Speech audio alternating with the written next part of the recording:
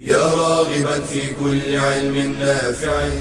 ينمو العلم ويتقدم بتقنياته ومجالاته، ومعه نطور أدواتنا في تقديم العلم الشرعي.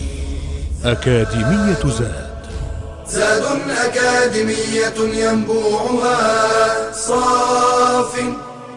صاف ليروي غلة الظمآن. هذه عقيدتنا الصحيحة فطرة تنفي الشكوك بواضح البرهان. بشرى لنا زاد أكاديمية للعلم كالأزهار في البستان.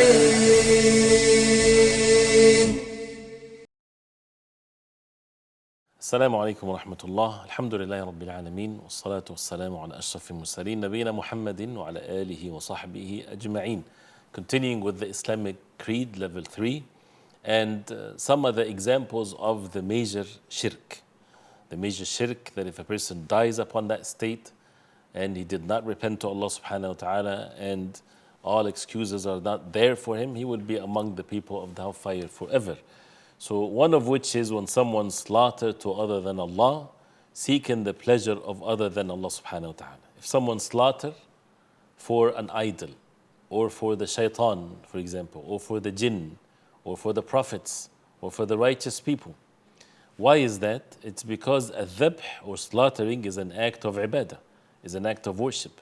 Allah subhanahu wa ta'ala says, قُلْ إِنَّ صَلَاتِي وَنُسُكِي وَمَحْيَايَ وَمَمَاتِي لِلَّهِ رَبِّ الْعَالَمِينَ لَا شَرِيكَ لَهُ وَبِذَلِكَ أُمِرْتُ وَأَنَا أَوَّلُ الْمُسْلِمِينَ. That indeed, say O Muhammad sallallahu alayhi wa sallam, indeed my salah, my nusuk, my slaughtering, and my life and my death are all for Allah subhanahu wa ta'ala. He has no partners. And by that I've been commanded and I'm the first among the Muslimin.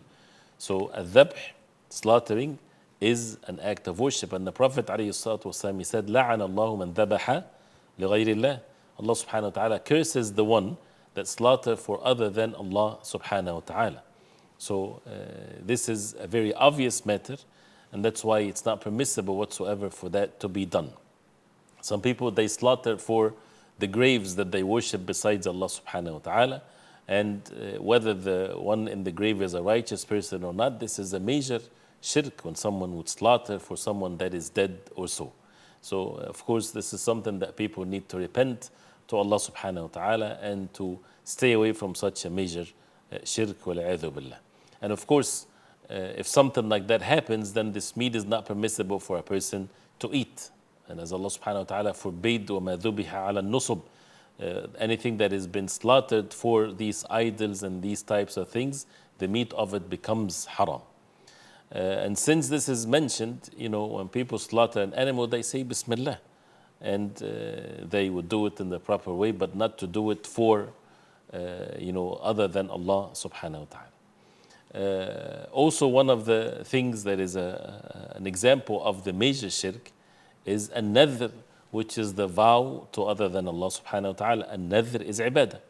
And Allah subhanahu wa ta'ala mentioned in the Quran that وَالَّذِينَ, those who يُوفُونَ بِالنَّذْر, the believers, they fulfill their vows if they would make a vow, even though it's disliked or sometimes it's even not permissible. But if they make a vow, and the vow is when a person utters with words, they would say, upon myself is this type of ibadah or so, that Allah subhanahu wa ta'ala did not make it as an obligation upon him, whether it's conditioned or not. If someone says, if Allah subhanahu wa ta'ala cure me, I will fast every day for the rest of my life, then becomes an obligatory thing upon him if Allah subhanahu wa ta'ala cure him, and so on.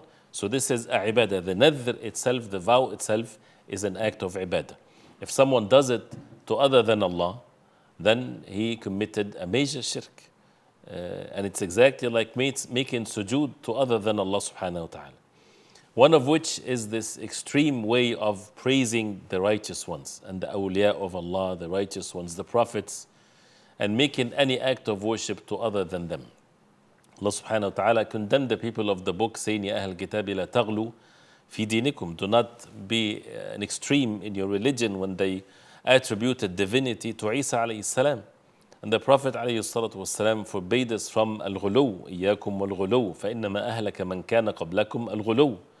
Be warned against extremism, because what destroyed those who before you is the ghulu, is the extremism, making sujood to other than Allah subhanahu wa ta'ala, making sujood to the righteous ones, or slaughtering to them, or calling them besides Allah subhanahu wa ta'ala, or believing that they have some form of divinity, or the qadr of Allah subhanahu wa ta'ala under their control, and they decide for humanity what's going to happen to them. All of that is all matters of disbelief, wal-'iyadhu billah. Then the subject of sihr or sorcery or magic or so, is it a matter or an act of disbelief? There is the hadith of the Prophet ﷺ that states this. But when we get into the details of that, if when it comes to the sihr or sorcery, there is two types of it. The first type is these knots that they would make, and the evil spirit that they would put in these knots by the fact that the sorcerer would have to disbelieve in Allah subhanahu wa ta'ala to make sorcery. They would have to curse Allah subhanahu wa ta'ala, curse the Quran, do things that is so evil for them to have that evil spirit, and the shayateen and the devils would help them as a result of that. So, and Allah subhanahu wa ta'ala, when He said, وَلَكِنَّ الشَّيَاطِينَ كَفَرُوا يُعَلِّمُونَ النَّاسَ السِّحْرَ, the shayateen, they disbelieved, they taught the people as-sihr. And this is one of the destructive sins.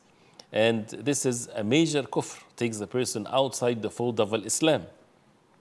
Why? Because a sahir kafir is a disbeliever, as mentioned, because he would never do the sihr unless he disbelieve, because he had to curse Allah subhanahu wa ta'ala and so on. If the word sihr, the word linguistically, word sihr, means, or someone would understand from it, to give some medicine and things like this that would affect them, physical matters, physical medicines and things like this to make him weak till he dies and so on. This is, of course, is a major sin. This is something so evil, but it's not necessarily the category of kufr that is mentioned in the first category.